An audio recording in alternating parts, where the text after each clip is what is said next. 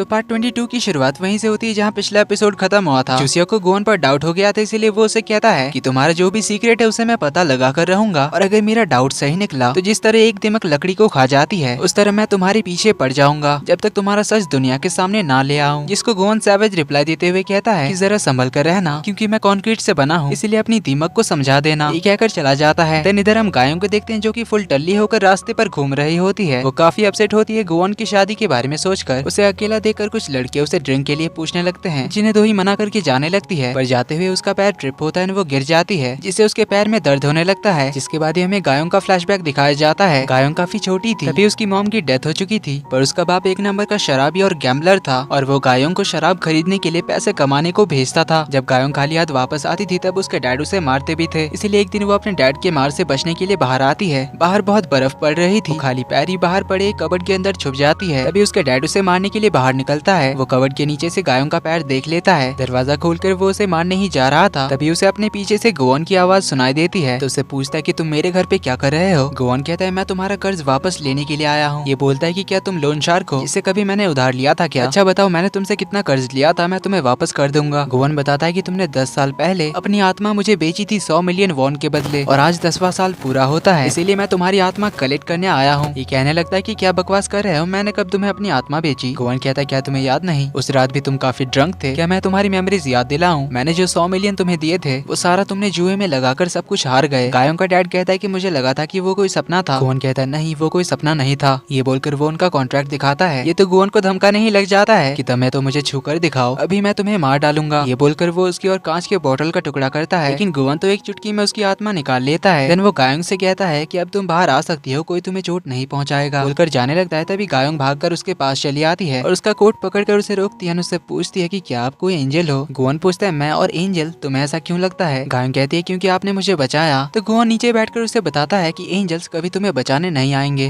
गायों पूछते फिर आप कौन हो? तो गोवन बताता है कि मैं एक डेमन हूँ। गायों पूछते डेमन वो क्या होता है? गोवन बताता है कि जिसे तुम इंसान शैतान बुलाते हो। ये कहकर वो जाने लगता है। तो गायों भी उसके पीछे पीछे जाती है और उसे बुलाते हुए कहती है कि मिस्टर डेमन प्लीज मुझे भी अपने साथ ले चलो। गोवन कहता है मैं बच्चों के साथ डील नहीं करता। गायों कहती है तो मत करना डील, मैं बहुत अच्छा खाना बनाती हूँ और कपड़े भी धो सकती हूँ, मैं हर काम में अच्छी हूँ। इस पर गोवन उसे कहता है कि इसकी कोई जरूरत नहीं है और वहाँ से आगे चला जाता है। गायों फिर भी उसके पीछे जाती है, पर एक गली में आकर गोवन गायब हो जाता है। तो गायों अपने आप से प्रॉमिस करती है कि मैं आपको ढूंढ कर रहूंगी चाहे कुछ भी हो जाए। कमिंग बैक टू प्रेजेंट, गायों अपने सैंडल्स निकालकर खाली पैर जा रही थी एंड कहती कि आपको पता भी है कि कितना मुश्किल था आपको ढूंढना, जो वो गोवन के लिए कह रही थी। वो अपसेट होकर जा ही रही थी कि तभी एक लड़कों का गैंग वहीं से गुजर रहा था। इसमें से एक बंदा गायों का हाथ पकड़कर उसे रोकता है, उससे पूछता है कि क्या तुम ठीक हो। गायों उसे इग्नोर करके जाने लगती है, पर वो लड़का तो फिर भी उसके पीछे आता है और पूछता है कि क्या तुम्हारा ब्रेकअप हुआ, अब रोने से क्या होगा, रोना बंद करो और हमें ज्वाइन करो, तुम चाहो तो हमारे साथ ड्रिंक करने आ सकती हो। पर गायों उन्हें गेट लॉस्ट कहकर जाने लगती है, पर ये लड़का तो उसके पीछे ही पड़ जाता है, इवन उसे छेड़ने भी लगता है। तो गायों उसे गुस्से में थप्पड़ मार देती है। तो वो लड़का भी उसे गुस्से में मारने जा ही रहा था, लेकिन तभी वहाँ पर गोवन आ जाता है जो उस लड़के का हाथ पकड़कर रोक लेता है और उन बंदों को यहाँ से भगा देता है। गोवन को यहाँ देखकर गायों तो बहुत ही ज्यादा खुश हो जाती है, कहती है मुझे पता था कि आप मुझे बचाने के लिए जरूर आओगे। सीन कट होता है, बटलर गायों को लेकर सुनवाल फाउंडेशन में पहुंच जाता है, जहाँ उसके रूम तक गोवन भी उसे छोड़ने आता है। बटलर गायों को शांति से लाकर बिठाता है, जहाँ गायों गोवन से पूछने लग जाती है कि डायरेक्टर आप मुझे बताओ दोही के साथ आपकी शादी सच नहीं है ना, बस एक नाटक है। गोवन तो उसे कोई जवाब नहीं दे रहा था, तो बटलर उसे अभी गायों को थोड़ा शांत करने के लिए हाँ बोल देने की रिक्वेस्ट करने लग जाता है। तो गोवन हाँ कह देता है। ये सुनते ही गायों तो खुश हो जाती है, कहती है कि बस मुझे यही जानना था। ये कहकर वो तो सोफे पर ही सो जाती है। तो बटलर उसे ब्लैंकेट उड़ा देता है, कहता है मुझे गायों के लिए काफी बुरा लग रहा है। तभी गोवन बटलर को बताता है कि एक बहुत ही बड़ी प्रॉब्लम मेरे पीछे पड़ गई है। बटलर समझ रहा था कि वो गायों की बात कर रहा है, इसलिए वो उसे चुप रहने के लिए कहता है। गोवन बताता है कि ये नहीं है, वो प्रॉब्लम जूसियोक है जो मेरे पीछे पड़ चुका है। बटलर कहता है कि मैंने कहा था ना कि अगर आपने दोही से शादी किया तो आप बहुतों के दिल तोड़ने वाले हो, और वो जूसियोक तो एक दिल टूटा आशिक है। और वो कहते हैं ना कि एक दिल टूटे आशिक की बद्दुआ बहुत ही जल्दी लगती है अगर उसने आपके बारे में कुछ पता कर लिया तो। गोवन कहता है क्या ही पता कर लेगा वो। अब उसने ये बात फुल कॉन्फिडेंस के साथ कहा तो था, लेकिन उसे भी थोड़ा तो डाउट था। अब इसके बाद ही बटलर उसे बताता है वॉल फाउंडेशन के पेंडिंग पड़े काम के बारे में, जहाँ गोवन को बहुत सारे पेपर्स अभी साइन करने थे। तो गोवन एक एक करके सारी फाइलों में साइन करने बैठ जाता है। तो बटलर उसे थोड़ा मस्ती करते हुए पूछता है कि वैसे शादी के बाद क्या चल रहा है। गोवन कहता है पता नहीं, सब कुछ ऑकवर्ड और अनकंफर्टेबल सा लग रहा है। बटलर कहता है कि मुझे तो लगा ही था कि ऐसा कुछ होने वाला है। तभी गोवन कहता है कि पर जो भी हो अब से दोही हमेशा मेरे नजरों के सामने रहेगी, ये जानकर मैं थोड़ा टेंशन फ्री हूँ। बटलर पूछता है अभी क्या कहा आपने। तो गोवन अपनी स्टेटमेंट को चेंज करते हुए कहता है कि मैं अपनी टैटू की बात कर रहा था, क्योंकि अब से वो टैटू हमेशा मेरी नजरों के सामने रहेगा। मिला। बटलर पूछता है क्या सच में आप टैटू की बात कर रहे थे? गोवन उसकी बात को इग्नोर करते हुए कहता है कि वैसे आज थोड़ा अजीब सा मैटर हो गया था। मेरी पावर्स फ्लिकर कर रही थी, अचानक कभी काम करना बंद कर जाती है और फिर कुछ ही देर में वापस आ जाती है। बटलर तो इस बात को मजाक में लेते हुए कहता है कि क्या ये कोई लाइट्स है जो फ्लिकर कर रही है? गोवन कहता है मैं इस बात को लेकर सीरियस हूँ। आज दोपहर को सच में मेरी पावर्स काम करना बंद कर गई थी, लेकिन फिर कुछ देर बाद जब मैंने दोबारा ट्राई किया तब वो वापस आ गई थी। बटलर कहता है शायद आपने हाथ अच्छे से पकड़ा नहीं होगा। गोवन कहता है ऐसी बात नहीं है, ऐसा एक और बार पहले हुआ था। जिस रात दोही के हाथ में मेरा टैटू ट्रांसफर हुआ था तब गाड़ी जब मुझे हिट करने जा ही रही थी, मैंने अपनी पावर्स यूज करने की कोशिश करी थी, लेकिन तभी मेरे पावर्स काम करना बंद कर गई थी, जिस वजह से मैं दोही के साथ पानी में गिरा था और मेरा टैटू उसके हाथ में चला गया था। बटलर कहता है हाँ आपने मुझे बताया था, पर आपके पावर्स फ्लिकर करने से पहले क्या ऐसा कुछ अजीब सा हुआ था आपके साथ? गोवन बताता है कि मुझे आज सुबह भी मेरी इंसानी जिंदगी का सपना आया था। जो सुन बटलर कहता है कि हो सकता है कि आप पूरी तरह इंसान बनने वाले हो, क्योंकि जब से आपकी पावर गई है तभी से आपको अपनी इंसानी जिंदगी के सपने आ रहे हैं। जितना आपकी पावर्स आपसे अलग रहेगी उतने ही इंसानी मेमोरीज आप में वापस आएंगी, और जितने आपके इंसानी मेमोरीज वापस आएंगे उतने ही आपके पावर्स कमजोर पड़ते जाएंगे। जो सुनकर गोवन तो थोड़ा डरने लग जाता है और उसे इस बात पर बिलीव भी होने लगता है। कहता है कि सही कहा तुमने। तभी मैं सोचूं कि इतने टाइम से अचानक से मेरे अंदर बिना मतलब और बेकार के इमोशंस क्यों जाग रहे हैं। बटलर पूछता है कौन से इमोशंस? गोवन बताता है जैसे गिल्टी फीलिंग या किसी पे दया करने जैसी फीलिंग, और कभी कभी तो प्यार। इतना कहकर वो रुक जाता है। बटलर पूछता है प्यार की फीलिंग, लेकिन गोवन तो उसकी इस बात को भी इग्नोर मार देता है, कहता है कि बस और कुछ नहीं। बटलर कहता है आप बिल्कुल भी नॉर्मल नहीं लग रहे हैं, इसीलिए आप अभी कुछ टाइम तक अंडरग्राउंड ही रहिए जब तक आपकी पावर्स वापस नहीं आ जाती, वरना अगर आप पर कोई मुसीबत आ गई और तब आपकी पावर्स आपके पास नहीं रही तो गोवन अब उसे बस करने के लिए कहता है कि अभी आपको फ्यूचर के बारे में ज्यादा सोचने की जरूरत नहीं है। बटलर कहता है कि मुझे तो बस आपकी फिक्र है। तो गोवन गुस्से में जा रहा था जो वापस आता है, कहता है कि अगर मुझे मेरा टैटू वापस मिल गया तो सब कुछ पहले की तरह नॉर्मल हो जाएगा ना, मेरे पावर्स और मेरे इमोशंस। बटलर तो उसे कुछ भी नहीं कह पाता। सीन यहीं पर कट होता है। हम देखते हैं जूसियक को जो कि सुनवाल फाउंडेशन के बाहर खड़ा होता है, जो बाहर से ही देखकर चला जाता है। लेकिन आधी रात को हम देखते हैं वो किलर सुनवाल फाउंडेशन के अंदर घुस चुका था, जो कि यहाँ गोवन के बारे में पता लगाने के लिए आया था। वो टॉर्च जलाकर हर जगह की अच्छी तरह से छानबीन करने लगता है। इस तरह से देखते हुए वो गोवन के केबिन में भी चला आता है, जहाँ वो उसके क्लॉक रूम में घुस जाता है। अब ये सेम तरह की घड़ी देखकर उसे भी कुछ समझ नहीं आ रहा था, इसीलिए वो वहाँ से बाहर निकल आता है और गोवन के टेबल के नीचे एक ऑडियो डिवाइस छुपा देता है, जिससे वो यहाँ हो रही बातें कहीं से भी सुन सकता था। तो इस डिवाइस को सेट करने के बाद वो आसपास चेक करने लग जाता है। बुक शेल्फ में टॉर्च मारकर देखने लगता है, तभी उसकी नजर पड़ जाती है गोवन के डेमन बुक पे, क्योंकि उस बुक में अजीब सा एक पत्थर जैसा कुछ चमक रहा था, जिसे वो अपने साथ लेकर चला जाता है। इधर गोवन चुपके से दोही के अपार्टमेंट में चला आता है। हॉल में अंधेरा देखकर वो तो आराम से आकर सोफे पर बैठ जाता है, ये सोचकर कि दोही तो सो रही होगी। लेकिन तभी दोही तो सामने का एक लैंप जला देती है, जहाँ वो भी एक सोफे पर बैठी हुई थी, जिसे अचानक ऐसे देखकर गोवन तो डर के मारे उठ जाता है। दोही पूछते फिर इतनी रात को आना कैसे हुआ? गोवन पूछता है तुम अभी तक सोई नहीं? दोही कहती है मुझे नींद कैसे आ सकती है जब मुझे तुम्हारी कोई खबर नहीं कि तुम हो कहाँ पर। जो सुन गोवन तो थोड़ा स्माइल करते हुए पूछता है कि क्या तुम्हें मेरी फिक्र हो रही थी? दोही कहती है इंसानों को अपने कुत्तों के लिए भी फिक्र होती है जब वो घर नहीं लौटते तब, और अब जब तुम वापस आ चुके हैं तो मैं सोने जा रही हूँ। ये कहकर वो अपने रूम की ओर जाने लगती है। तभी गोवन उसे रोकते हुए कहता है कि अभी मुझे चार्ज अप होना है। दोही शॉकिंगली पूछती है अभी? सीन कट होता है तो दोनों दोही के बेड पर होते हैं। गोवन ने दोही का हाथ पकड़ रखा था, लेकिन इससे दोनों ही काफी ऑकवर्ड होते हैं। दोही पूछती है क्या तुम्हें सच में लगता है कि इस तरह से चार्ज अप होने से तुम्हारे पावर्स फ्लिकर नहीं करेंगे? गोवन कहता है जो हम कर सकते हैं उसे ट्राई करना चाहिए। पर दोही तो उसके साइड में सोने से काफी नर्वस थी, लेकिन वो वैसे ही पूछती है कि कहीं तुम्हारे नए डील करने का तो टाइम नहीं हो गया? गोवन कहता है ऐसा मुझे नहीं लगता, क्योंकि अभी तक मेरी उंगलियां नहीं जली है। मुझे लगता है शायद मैंने अपनी पावर्स थोड़ी ज्यादा यूज कर ली है, इसीलिए ऐसा हो रहा है। तो दोही कहती है फिर थोड़ा सोच समझ कर अपनी पावर यूज करना। गोवन कहता है डोंट वरी, तुम आराम से सो जाओ। दोही बताती है कि मुझे अकेले सोने की आदत है, क्योंकि किसी और के साथ बेड शेयर करने से मुझे नींद नहीं आती, इसीलिए तुम मेरी चिंता मत करो और खुद सो जाओ। गोवन कहता है डेमंस को सोने की जरूरत नहीं पड़ती।